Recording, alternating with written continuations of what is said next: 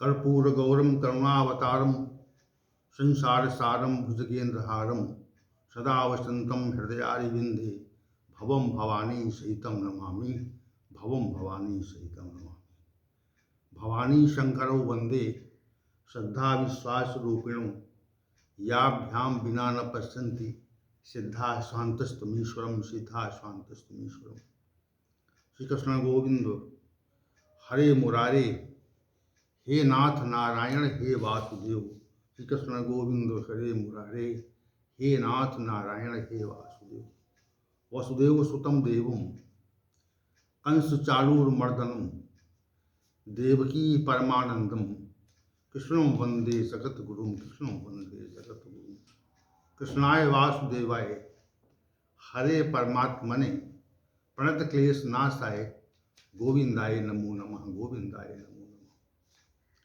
हम सभी आज पुनः भगवद गीता के इस विशिष्ट ज्ञान सत्र में उपस्थित हैं और भगवान गोविंद की चरणारविंदों में बैठकर भगवद गीता ज्ञान की चर्चा कर रहे हैं। तो हम सब प्रवेश करते हैं आज के केंद्रीय विषय की ओर। चूँकि अध्याय संख्या 8 अक्षर ब्रह्मयोग पर चर्चा गति ले रही है और उसी गति के साथ हम उसी प्रवाह के साथ हम आगे बढ़ रहे हैं। श्री भगवान ने कहा, रक्षरम वेद विदो वदन्ति विशन्ति यद्यतयो वीतरागा यदि चिंतो ब्रह्मचर्यम चरन्ति तत्ते पदम संग्रहण भवच्छये।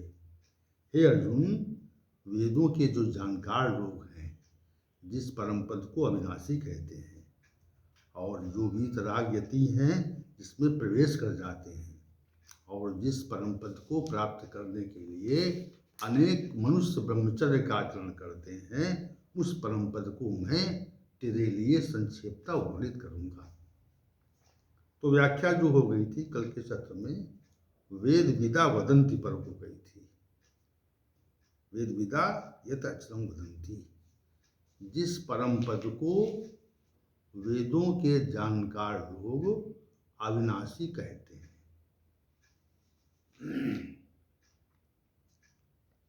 इस पर चर्चा हो गई थी। अब आज की जो चर्चा है वह वीतरागा यतया यति विशन्ति, जिसमें वीतरागी यति जन जिस परम पद में प्रवेश करते हैं। इस विषय को आज लेंगे हम और इसकी व्याख्या का भगवान श्री गोविंद की कृपा से प्रयास करेंगे। तो यहाँ पर जो पहली बात थी वो ये थी श्लोक संख्या 11 की, कि वेदों के जो जानकार लोग हैं वो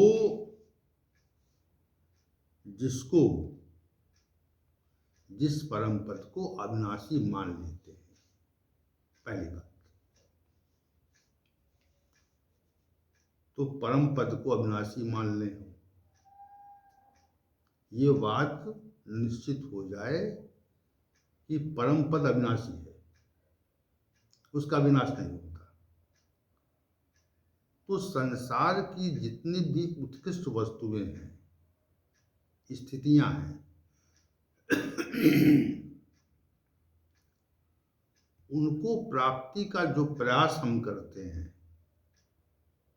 वो हम तत्काल छोड़ देंगे। जैसे हम किसी भी कार्यालय में कार्य कर रहे हो और हमको 1 महीने में 10,000 रुपये की प्राप्ति होती हो, उस कार्यालय से हमको, उदाहरण देखिए दे रहे हैं, उस कार्यालय से हमको 10,000 रुपये की प्राप्ति हो रही हो और कोई व्यक्ति ये कहे कि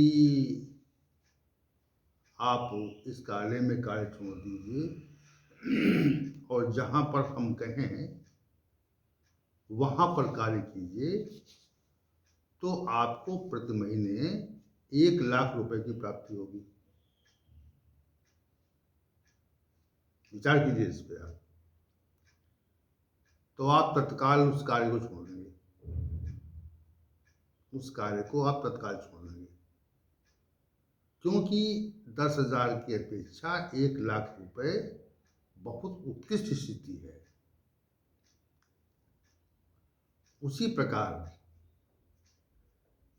जब यह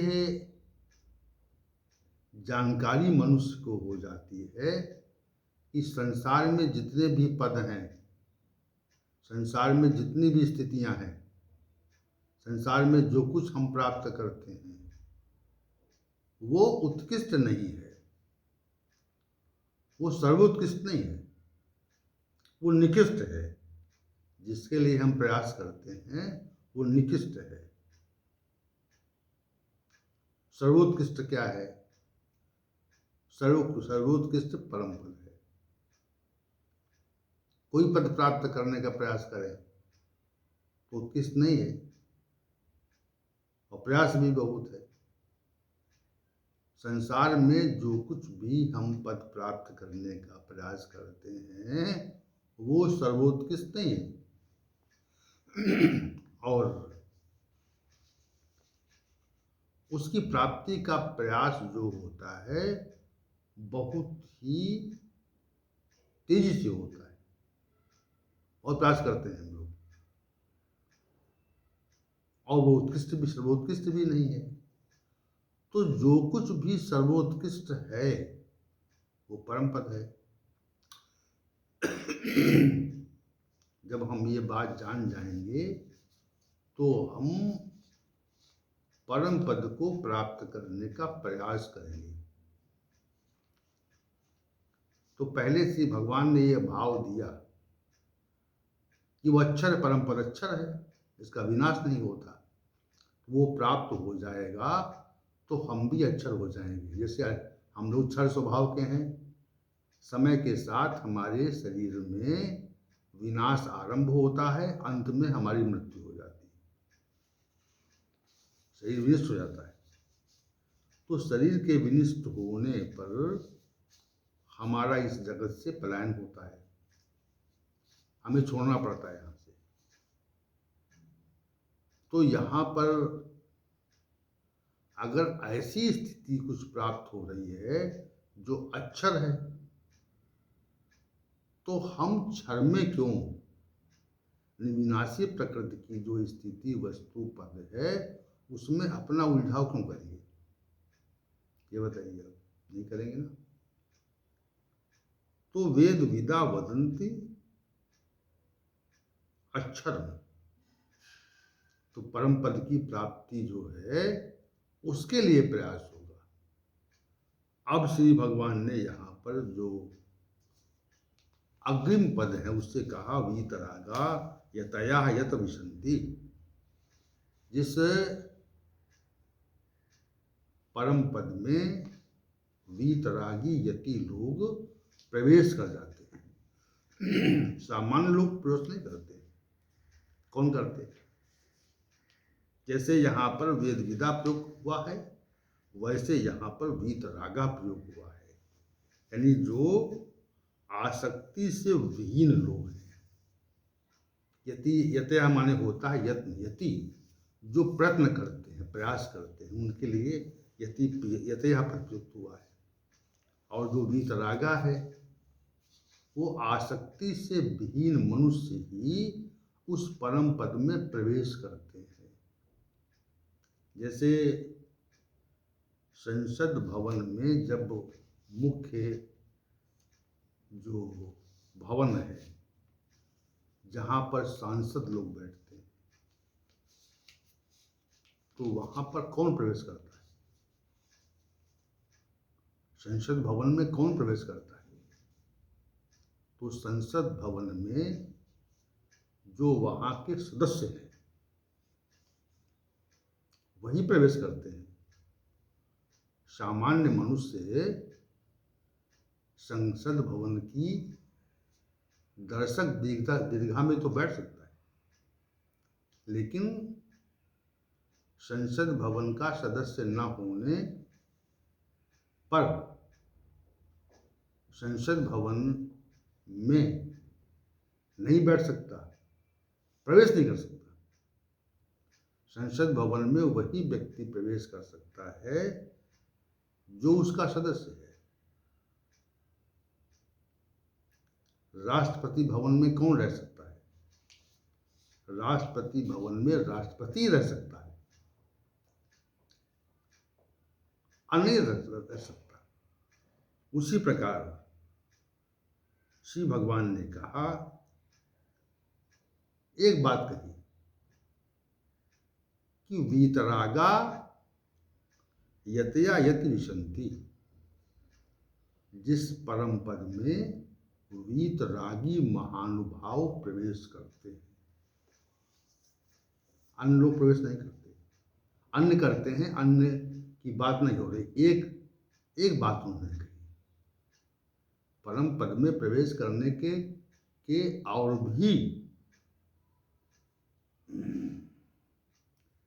गुण हैं, स्थितियां हैं, अन्य लोग प्रवेश करते हैं उसमें। लेकिन यहाँ एक स्थिति प्रयुक्त हुई, उसको हम समझाना चाहेंगे एक उदाहरण से। जैसे किसी स्थान पर कोई समारोह हो, उत्सव हो, और वहाँ पर विशिष्ट लोगों को जाना हो, तो उसमें एक प्रक्रिया सिस्टम बना दिया जाता है कि पास जारी कर दिए जाते हैं, प्रवेश पत्र। तो प्रवेश पत्र पात्र व्यक्तियों को दिए जाते हैं कि कौन कौन से लोग पात्र हैं, इसमें कौन प्रवेश करेंगे। जैसे जितने भी अपने राष्ट्र में जितने भी राज्य के जो विधायक लोग हैं, राज्य में जो विधायक लोग हैं और सांसद लोग हैं, संसद में उनका एक सम्मेलन हो, तो उसमें विधायक और संसद ही तो प्रवेश करेंगे, अन्य नहीं करेगा। तो पात्रता चाहिए उसके लिए। तो उन्होंने एक पात्रता बताई, श्री भगवान ने एक पात्रता बताई कि जिस परम पद में वीतरागी लोग प्रवेश करते हैं, अन्य भी करते होंगे, है, अन्य का वर्णन इसके बाद में है। तो प्रवेश करते हैं। वीतरागी कौन है?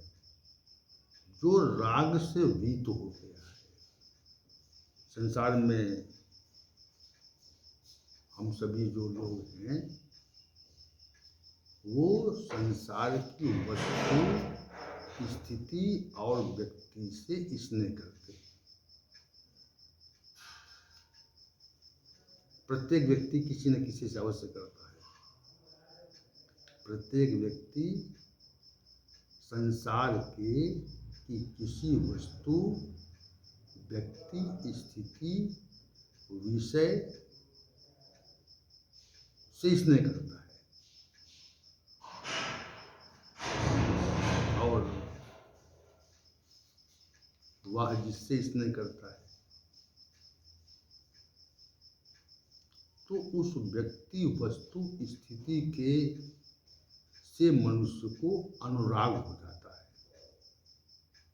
उसको सामान्य भाषा में स्नेह कह दें हम, सामान्य भाषा में उसको स्नेह कह दें। उस व्यक्ति, वस्तु, स्थिति से उसको स्नेह हो जाता है, अनुराग हो जाता है। तो जो अनुराग होता है, जिसमें आसक्ति होती है, जिसमें हम आसक्त होते हैं, वस्तु में, स्थिति में, व्यक्ति में, क्रिया में, विषय में, जिसमें भी, तो चूंकि आसक्ति है, इसी को हम लोग आध्यात्मिक भाषा में राग कहते हैं।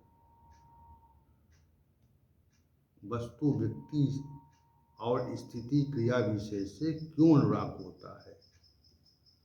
क्योंकि उसमें हमको सुखाभास होता है। क्या होता है? सुख का आभास होता है। इसलिए हम व्यक्ति, वस्तु, स्थिति और क्रिया के प्रति अनुराग रखते हैं। अगर हमको सुखाभास न हो, मनुष्य को किसी व्यक्ति, वस्तु, स्थिति, क्रिया और विषय से सुखाभास न हो, तो वो अकारण अनुराग नहीं रखेगा। अकारण, बिना कारण के अनुराग नहीं रखेगा। और जिनसे अनुराग होता है उनके प्रति हम समर्पित होते हैं और उनको सुख देने का प्रयास करते हैं। जिनसे अनुराग नहीं होता तो उनके प्रति या तो उपेक्षा का भाव होता है, उनसे कोई मतलब है नहीं, अर्थ नहीं उसे, या हम उन व्यक्तियों से राग के प्रतिकूल द्वेष भाव रखते हैं जो हमसे प्रतिकूल होते हैं। जैसे किसी वस्तु, व्यक्ति, क्रिया, स्थिति से हमको कष्ट मिलने लगे, जब कष्ट प्राप्त होगा हमें, तो उससे हमको द्वेष उत्पन्न हो जाएगा। राग द्वेष का सामंजस्य है। राग और द्वेष दो चीजें हैं। तो जिससे हमको स्नेह होता है, प्रेम होता है, जिससे हमको सुख मिलता है, उसके प्रति राग का भाव होता है। अनुराग से राग होता है। और जिससे हमको दुख मिलता है, कष्ट मिलता है, प्रतिकूलता मिलती है, उससे द्वेष होता है। तो हम जितने भी मनुष्य हैं, सामान्य रूप से जो मनुष्य हैं, वे राग द्वेष में, राग द्वेष नामक द्वंद्व में फंसे रहते हैं। दो ही द्वंद्व प्रमुख हैं, एक राग द्वंद्व और एक द्वेष द्वंद्व। इनसे सुख है तो उनसे जो है वो राग है, और जिनसे दुख कष्ट है उससे द्वेष है। दो भाव हैं बस, तीसरा भाव नहीं।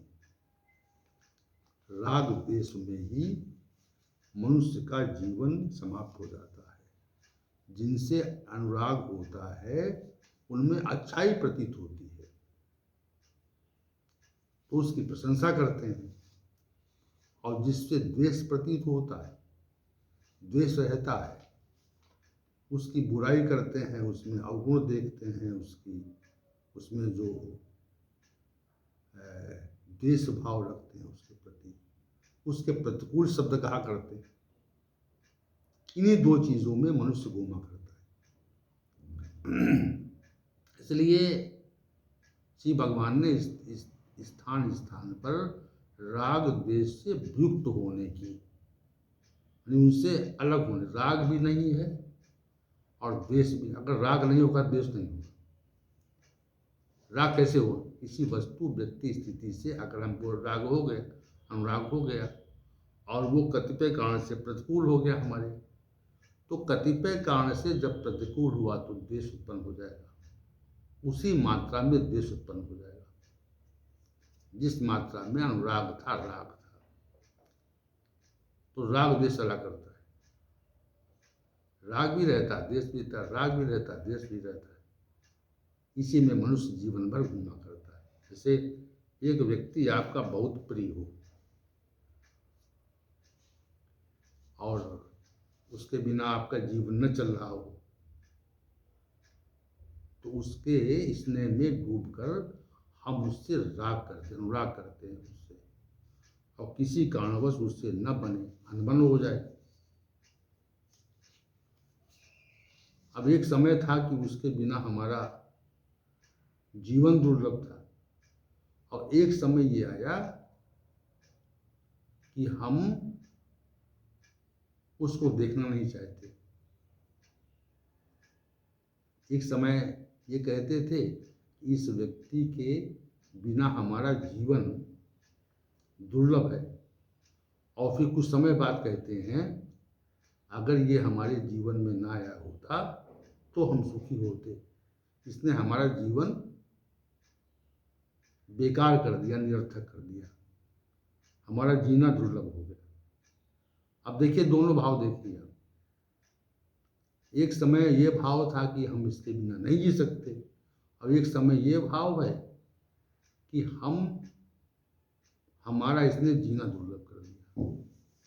तो दोनों राग और देश के प्रतीक क्या है? तो इन्हीं दो भावनाओं पर, और इसके मध्य में जो है वो उपेक्षा का भाव रहता है।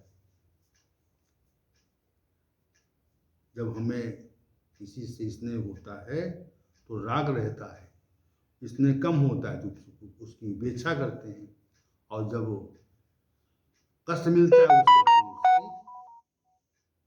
तो फिर उसका उससे द्वेष उत्पन्न होता है। तो राग द्वेष रूपी द्वंद्व में ही हमारा भ्रमण हुआ करता है। ये बात है। श्री भगवान ने यह कहा, वीत रागा यते अति विशंति। जिन लोगों ने अपना राग सांसारिक आसक्ति समाप्त कर ली है, वे लोग उस परम पद में प्रवेश करते हैं। सामान्य लोग प्रवेश नहीं करते। या आपको संसार का भी अनुराग रहे, संसार में भी आपको राग रहे, अब आप परम पद प्राप्त करें, ऐसा नहीं। ये नियम नहीं है, ये नियम के प्रतिकूल है। ऐसा कोई नियम नहीं कि आपको संसार में राग भी रहे, संसार की वस्तु, स्थिति, क्रिया, विषय आदि में आपको आसक्ति भी रहे, और आप परम पद प्राप्ति के पात्र हो जाएं तो पात्रता विकसित नहीं होगी। जब तक राग है, संसार में संसार के विनाशी स्वरूप के व्यक्ति, स्थिति, क्रिया और विषय में जब तक राग रहता है, तब तक हम परम पद में प्रवेश के पात्र नहीं होते। ये बात यहाँ पर है। तो परम पद में प्रवेश के पात्र कब होते? जब हम संसार की वस्तु, व्यक्ति, स्थिति और क्रिया से आसक्ति को समाप्त कर देते हैं। ये सब विनाशी स्वभाव की हैं। ये भाव दृढ़ हो जाए कि ये सब विनाशी स्वभाव की हैं, इनसे हमको स्नेह नहीं करना, इनमें फंसना नहीं, तो आपको परम पद की प्राप्ति हो जाएगी। वीतरागा, ये होगा कैसे? अब इस पर प्रक्रिया थोड़ा विचार कर लें। इन शब्दों की व्याख्या हो रही है, इस पे थोड़ा सा विचार हम प्रक्रिया पर भी कर लें। तो कल के विषय जो है दूसरा है, यथा इच्छन्ता ब्रह्मचर्यम चरन्ति। जो ब्रह्मचर्य का आचरण, ये भी विशेष विषय है, इस पे कल चर्चा करेंगे विशेष रूप से। तो वीतराग, संसार की जो भी वस्तु, स्थिति, क्रिया में हमारा उलझाव है, जिनमें उलझे हैं, उनसे हमको सुखाभास होता है। सुखाभास ना होता तो उसमें उलझाव नहीं होता, और सुखाभास होने पर ही उलझाव होता है। और वो जो भी सुखाभास है वो क्षणिक है। सुखाभास क्षणिक है, सुख का जो आभास है वो क्षणिक है। ये बात हम सब जानते हैं, परंतु फिर भी हम उसमें उलझे रहते हैं। और जब तक उलझे रहते हैं, जब तक मृत्यु नहीं हो जाती, मृत्यु के पूर्व अगर हम सांसारिक आसक्तियों का परित्याग कर दें पूर्ण रूप से, वस्तुओं का, व्यक्तियों का, स्थितियों का, क्रियाओं का, भोग का, जितनी बातें हमने कही हैं अभी, इनमें आसक्ति का परित्याग करें, उनके प्रति आकर्षित न हो, तो हम वीतरागी हैं। और कैसे होगा? यत्न से होगा। जैसे कोई वस्तु, खाने, खाद्य पदार्थ हम घर में लाते हैं तो उसको तब तक रखते हैं, तब तक उसको प्रयोग करते हैं जब तक ये है वो हमारे खाने के योग्य हों। और खाने के योग्य अगर न रह जाए तो फिर हम उसको फेंक देते हैं। जैसे कोई फल है और फल घर में लाएं और वो सड़ जाएगा, खाने के योग्य न रहे तो उसको फेंक देंगे ना, नहीं खाएंगे। और ये समझ आती है, ये समझ मनुष्य के अंदर, ये बुद्धि मनुष्य के अंदर होती है कि वह वस्तु खाने की योग्य नहीं बची तो उसको फेंक देते, सामान्य बात है। लेकिन हम ये समझ नहीं पाते कि जिनसे स्नेह, प्रेम, अनुराग कर रहे हैं वो सब विनाशी स्वभाव के हैं। और जो ये समझ लेते हैं तत्काल उसका परित्याग कर देते हैं, अपने जीवन में ही रखते हैं। इनसे अनुराग कैसा है?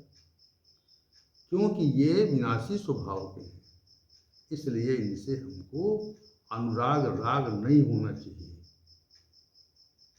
ये समझ विकसित हो जाए और फिर वो क्रिया में आ जाए।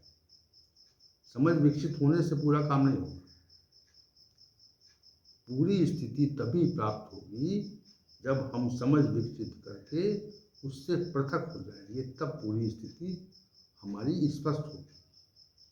ऐसे नहीं कि समझ लो वो हो जाए, ऐसा नहीं।